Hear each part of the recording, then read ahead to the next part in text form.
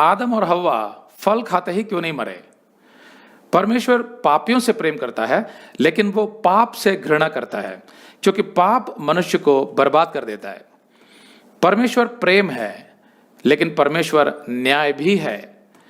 पाप होने के बावजूद भी परमेश्वर आदम और हव्वा से प्रेम करता था, लेकिन अब परमेश्वर को उनका न्याय करना भी आवश्यक था, क्योंकि परमेश्वर उनके पाप को अनदेखा नहीं कर सकता था।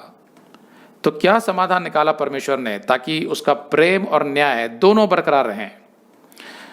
पिछली क्लास में हमने पढ़ा था कि आदम ने तो अपनी गलती का इल्जाम परमेश्वर और स्त्री पर लगा दिया था। तो अब आगे क्या हुआ?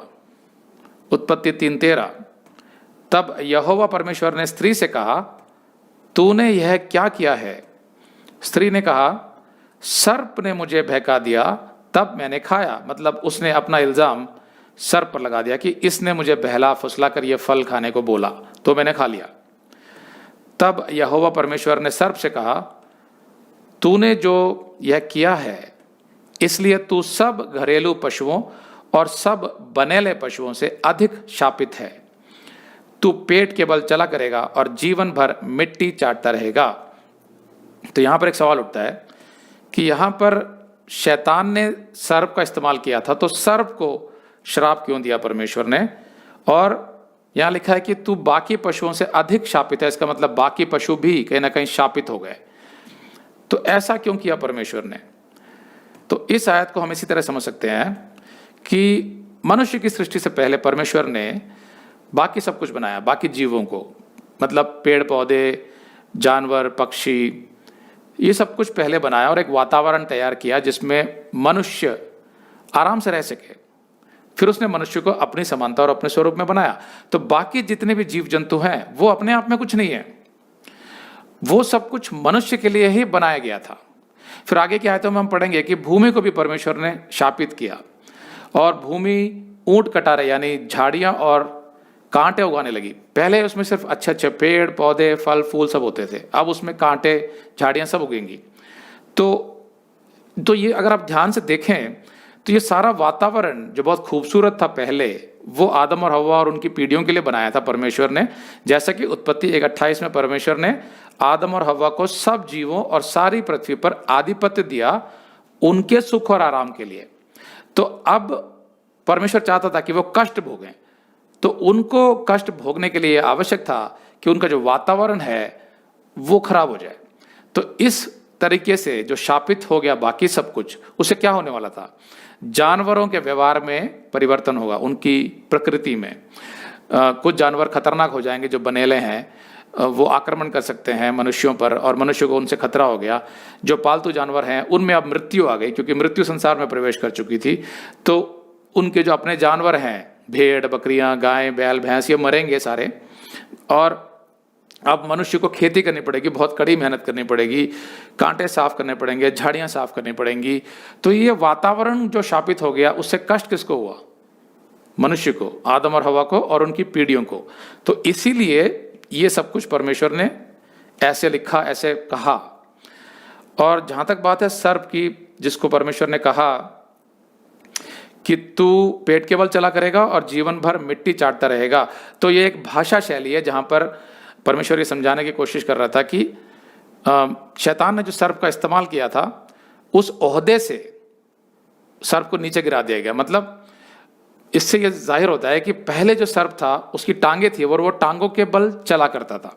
कुछ विद्वानों का मानना है कि उसकी रीढ़ की हड्डी भी थी और वो खड़ा हो सकता था, लेकिन ऐसा कुछ इन आयतों में कोई संकेत तो नहीं मिलता है। लेकिन इतना जरूर मिलता है, जब परमेश्वर ने बोला कि तू पेट के बल चला करेगा आपसे, इसका मतलब है कि पहले वो पेट के बल नहीं चलता था, उसकी टांगे हुआ करती थी। तो जीवन भर मिट्टी चाटता रहेगा।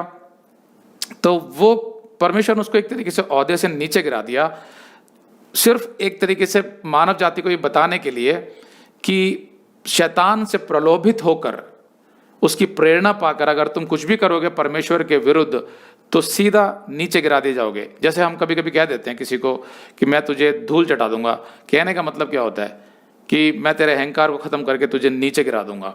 तो ऐसा ही कुछ सांप के साथ किया परमेश्वर ने, जो एक स्मारक, एक रिमाइंडर था मानव जाति के लिए कि तुम्हें कभी भी शैतान के बहकावे में आकर, उसके अहंकार में आकर या अपने अहंकार में आकर परमेश्वर के विरुद्ध खड़ा नहीं होना है, नहीं तो तुम्हारा पतन हो जाएगा, व्यक्तिगत तौर पर भी और सामाजिक तौर पर भी, पूरी मानव जाति का।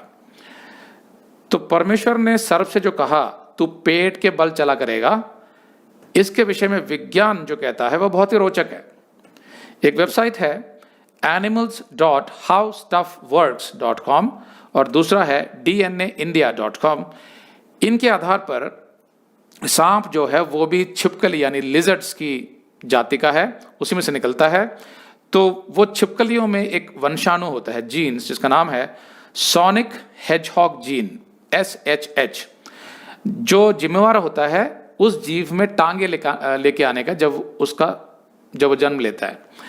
तो उनका कहना यह है कि ये जो SHH जीन्स है ये छिपकलियों में तो आज भी सक्रिय है, लेकिन छिपकलियों में से जो सांप की जो जाति निकली उनमें करोड़ों साल पहले ये वाला जो वंशाणु था जिससे टांगे निकलती हैं वो निष्क्रिय हो गई, दे बिकेम डीएक्टिवेटेड, जिसकी वजह से वंशाणु परिवर्तन हो गया, जीन म्यूटेशन, और तब से लेकर सांप की अब टांगे निकलती नहीं है। जो निकलता है वो 2 ठूंठ से निकलते हैं, जो पूरी तरह विकसित टांगे नहीं होती हैं, और उस ठूंठ के सहारे कोई भी सांप चल नहीं सकता, इसलिए वो पेट के बल रेंगता है, क्योंकि उसका जो ये सोनिक हेजहॉग जीन है वो निष्क्रिय हो चुका है करोड़ों साल पहले, जैसा विकास का सिद्धांत बताता है। लेकिन हम जानते हैं कि सच्चाई क्या है। अगर आप ये संदेश पूरा देखना चाहते हैं तो आप इसे हमारे वेबसाइट hindiBiblestudy.com पर देख सकते हैं। यह वीडियो हमारे अप्रैल के वीडियोस में अपलोड किया हुआ है, तो जिनके पैकेज में भी अप्रैल का महीना है उनको ये वीडियो उनके माय अकाउंट में अप्रैल के वीडियोस में मिल जाएगा। अगर आप हमारे वीडियो फोन पर देख रहे हैं तो अच्छी स्पीड के लिए कृपया गूगल क्रोम या मोजिला फायरफॉक्स ब्राउजर इस्तेमाल करें।